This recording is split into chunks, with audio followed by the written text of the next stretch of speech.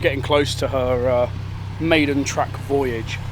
Well, everything is running relatively nicely. Basically, just checking. I'll run through later in the video like what I do to check to make sure that a car is ready for a track day, because this track day is slightly different to a normal track day. I'm only doing an evening, plus this has had an awful lot of looking over in the last few weeks. Fingers crossed everything should be okay, so I don't need to check as much as what I would normally. I'm just having a quick look through it now, and then I'm going to take it out, wash it, and on the way to washing it I will, or when I'm washing it, I'll basically talk to you and say like exactly what I'm doing to check a car over.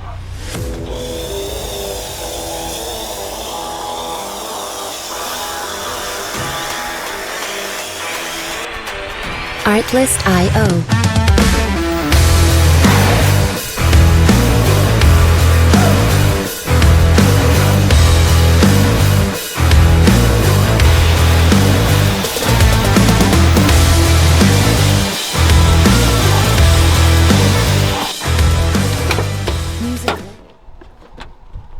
Now, obviously when it comes to track days, there are several things that you need to check.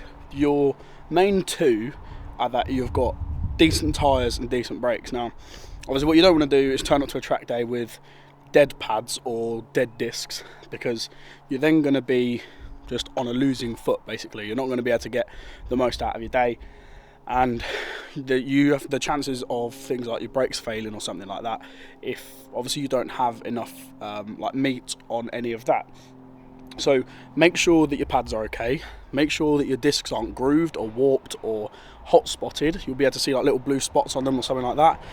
Make sure that isn't the case and that they are all looking okay. The other thing you want to check is that you've got enough life in your tyres. If your tyres are getting close to the legal limit and you've only got one set of wheels to be using for the track day, get new tyres, because obviously the tyres are going to go through an awful lot more stress when you're on track compared to on the road. And what you don't want to do is when you're driving home from the track is have illegal tyres or anything like that while you're driving back, because you've used the last of the road legal limit on the track. So yeah, main thing being check your tyres, check your brakes, and then you want to go through and check oil, check all of your levels as well. So things like your clutch fluid, just check to make sure that you've got actual clutch fluid in the reservoir. The same with the brakes, check to make sure your brake fluid is on the maximum mark. If it isn't, top it up. Your oil level, we'll come back to that one in a minute, because for the K series it's a little bit different from what I've been told. And obviously coolant level. Now I've topped it up this morning. You can see the little blue line on the fill tube, but that is basically for the most part all you can do. You can go to more extreme lengths like doing an oil change or doing a gearbox oil change or something like that, but you don't necessarily have to do that. I'd always recommend doing an oil change after a track day, and it'll just be a good idea to look after it. Basically now I've got to check the oil level. Now on the K series dipsticks you have the little twist. Now from what I've been told, you ordinarily, for when you're on track, fill the K20s slightly over the top of the maximum mark, just to stop things like your oil slosh and oil starvation. Now I've got a baffled sump in this anyway, so that shouldn't be a problem, but just to minimise that risk, I'm going to slightly overfill it, and then hopefully, fingers crossed, that should cover me for the track. So yeah, I'm going to chuck some more of that in now.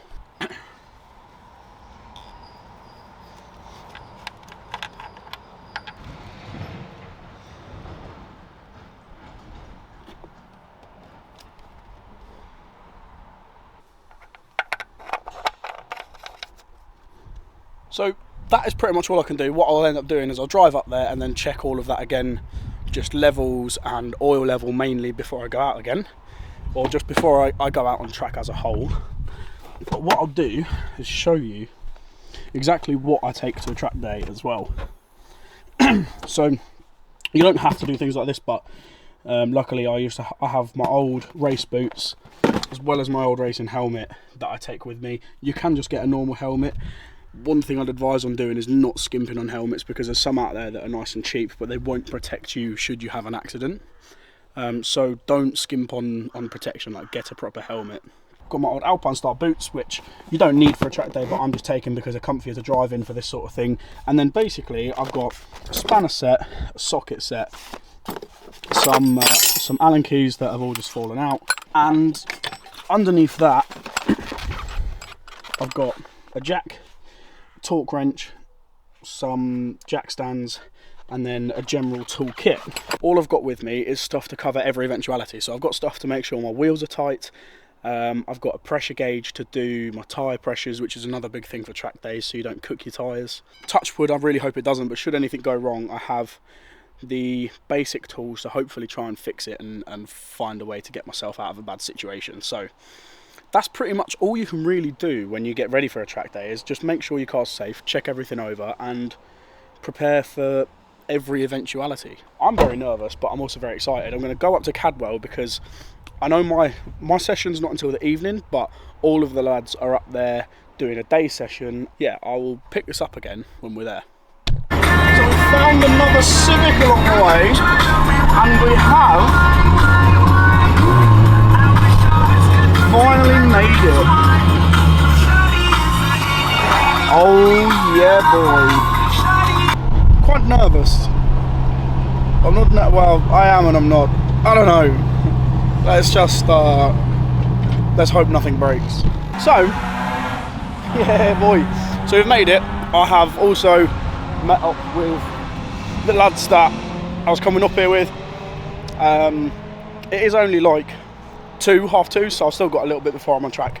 But basically, I'm just going to sit in a grandstand and have a watch, because you can get quite a good view from up here. So we'll have a watch of the lads coming round and see what we can watch.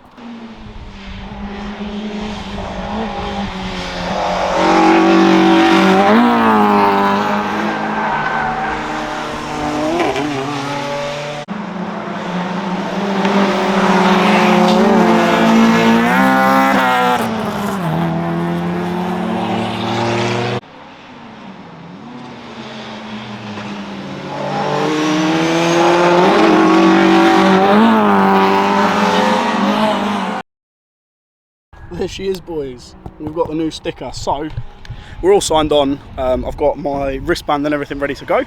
Joe and Jack have now headed home because unfortunately they were having a couple of issues. And yeah, we've got to go and get sound tested. Hopefully we pass, should do, because I got it tested at Goodwood before, so we should be okay. But yeah, get it sound tested, get my GoPro set up, then my mate should be turning up, and we should, fingers crossed, be good to go. Right, let's see how this goes. Let's go down and get sound tested in the old scrutineering bay. I think ordinarily you get like 105 as static here. I don't think, from what I'm aware, Cadwell doesn't normally have a drive-by, so as long as we pass static, should be okay. Let's see how we go. We absolutely flew by, mate. We got 105 is the limit, and we tested 96, so he's given us a sticker, and we're now hopefully all good to go. That's us sorted. We're ready to go. Sound tested done, signed on and done. So we literally just have to get the GoPro set up, and we're ready to go. Have a fun night. Let's hope everything goes all right. And then just like that, boys and girls, we are on track for our sighting laps around Cadwell Park. Now typically at the start of a track day you'll do 1 to 2 laps behind a pace car where everybody will go out and you'll just get a feel for the track, where it goes, what the conditions are like, so on and so forth. So there are reduced pace laps where you can just get a feel for the track and see what the crack is. And then once all your sighting laps have been complete, you'll come back into the pits, and then they'll open the pit lane and you're basically free to go bat out of hell and drive the wheels off your car. Not literally though. Come on, old girl, do me proud. And then as simple as that, you drive down to the grid and you'll get flagged out when the track's clear and you're free to go. So effectively I just used the first lap or two of seeing how the car's going to handle, see what the brakes are like, before you then try and increase the speed.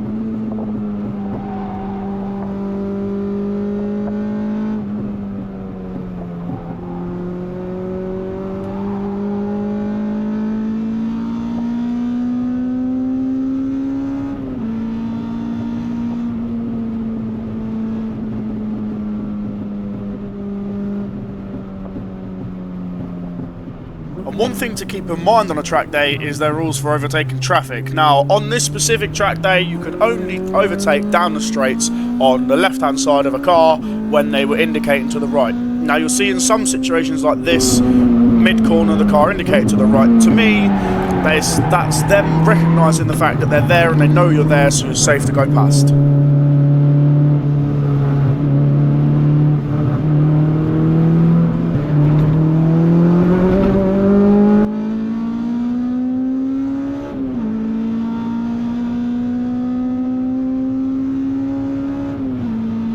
And then the more and more laps you do and the more comfortable you get, you can gradually start try and push a little bit more until you start to find the limits of the tyres and the brakes by, in some circumstances it will be slightly overshooting the corner, so you'll miss an apex, so then you know to pull the braking point back or change your turning point for the lap after. So basically just get an idea of what works and what doesn't and gradually build up. Don't just go hell for leather, because you will end up in a barrier.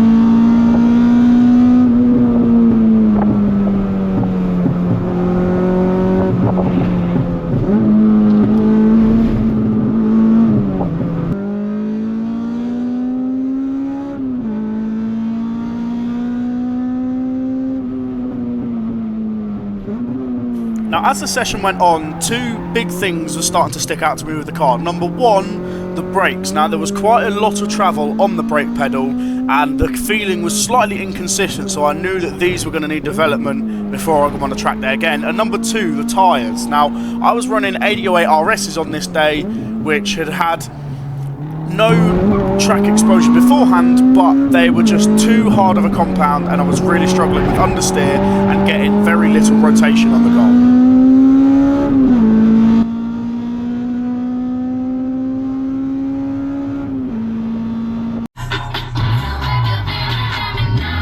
And then once I'd got a general idea of how everything was going to handle, I pulled into the pits, grabbed one of my mates, and we went out again.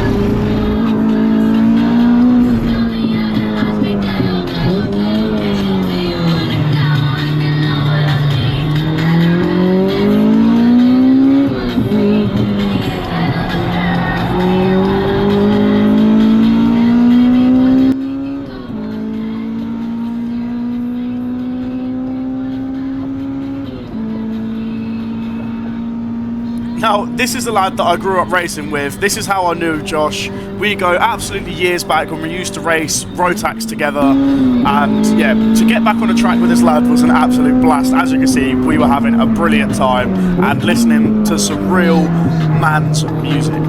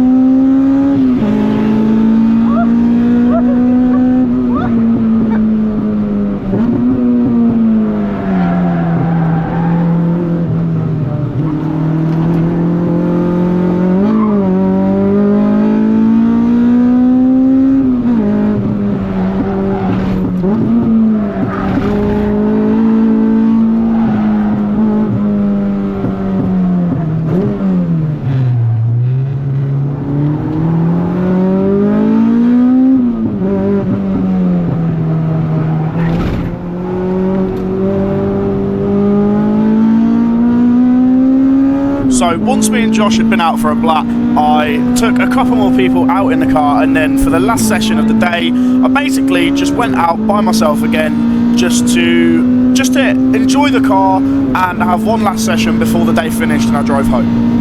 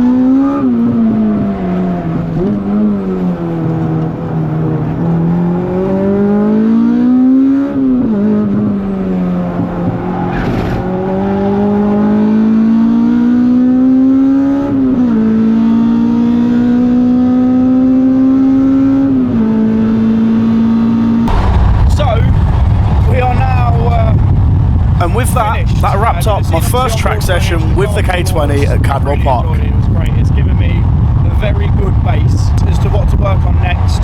The brakes held up. They did go spongy towards the end, and I have absolutely chewed through the front pads. They probably had 4 or 5 mil left on them, and we're very close to metal on metal now, so we'll get some new ones of them. That isn't a problem at all. The tyres were okay, the front end was just a little bit washy. You'll be able to see from like the GoPro footage just how much angle, or like steering angle, I was having to put on the front for it to actually turn a corner, so that's something to work on for my next track days. And yeah, it was really good. It's made the whole thing of like months and months of work so worth it, because I've been able to use it, I've been able to have fun, and it's exactly what I wanted. All my temperatures were perfect. It is just handling and brakes now definitely needs some work. So it wants better tyres. The suspension was really good, but I just need to figure out getting it turning in better and getting it stopped better. But other than that, I could not be more impressed. I'm really, really happy. So time for a very, very steady drive home. And yeah, hope you guys enjoyed the video. Remember, click the subscribe button, click the like button, follow on